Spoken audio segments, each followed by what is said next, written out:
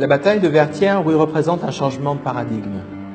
Changement de paradigme très important, puisque le 18 novembre 1803, quelque chose est fissuré. Et ce qui est fissuré, c'est cette équation entre, d'un côté, la peau noire et la condition esclavagiste. Il est bien certain, le 26 Brumaire en 12, que cette équation est fissurée de manière radicale. Je crois qu'à Vertières, quelque chose tremble.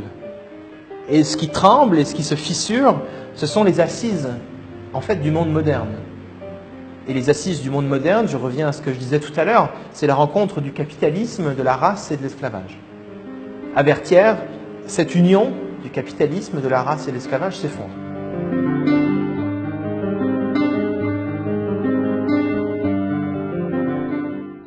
On arrive à marginaliser Haïti en n'en parlant pas dans les livres d'histoire. On arrive à marginaliser les grands moments héroïques de l'histoire d'Haïti en expliquant dans les livres au XIXe siècle que tout cela est trop douloureux. Le général Pamphile de la Croix, au XIXe siècle, en 1819, écrit ses mémoires et explique qu'il ne faut pas parler de la guerre d'indépendance haïtienne. On arrive à marginaliser Haïti en expliquant qu'Haïti est un pays de barbares, un pays monstrueux. Un pays monstrueux ne peut pas être le pays qui a donné naissance aux grands héros Dessalines.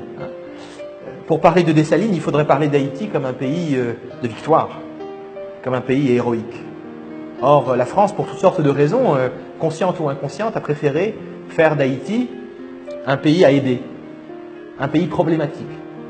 Alors qu'en fait, au XIXe siècle, Haïti est un pays stable, un pays puissant, un pays beaucoup plus stable que les États-Unis, frappé par une guerre civile, beaucoup plus stable que la France, frappé par diverses révolutions.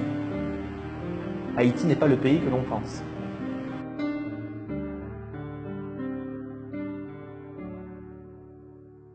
La dette, ce n'est pas seulement le signe d'une oppression d'Haïti par la France. La dette, c'est aussi la trahison de l'élite haïtienne. C'est Jean-Pierre Boyer qui accepte le principe de la dette. Il ne le dit pas d'ailleurs à la population, lorsqu'il accepte les conditions de la France. Il ne le dit pas tout de suite, on le sait plus tard, que Boyer a accepté de payer 150 millions de francs or. Mais ce n'est pas l'élite haïtienne qui a payé la dette, c'est la paysannerie. Ce sont les producteurs de café qui envoient leur café dans les différents ports de l'île, et ce café est taxé. Et cet argent sert à rembourser la dette. Ce n'est pas Boyer qui l'a payé la dette, ni Faustin Soulouque, ni Geffrard, ni Vilbrun Guillaume Sam. C'est la paysannerie qui l'a payé.